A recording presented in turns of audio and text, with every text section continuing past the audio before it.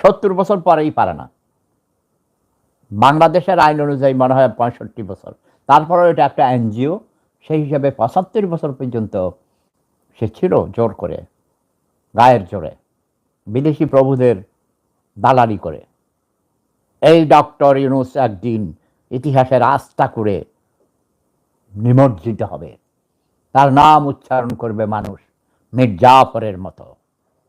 নিকৃষ্ট ইউনূস, এখনো সময় আছে। দ্রুতবেগে নির্বাচন দিয়ে গণপ্রতিনিধিদের হাতে, রাজনীতিবিদদের হাতে রাষ্ট্র ক্ষমতা সুন্দরভাবে ছেড়ে দিয়ে কেটে পড়ো, কেটে পড়ো, কেটে পড়ো। নাইলে তোমাকে বাংলার মানুষ ক্ষমা করবে না ইউনূস। তুমি রক্ত শোষা ইউনূস। জয় বাংলা, জয় বঙ্গবন্ধু, জয়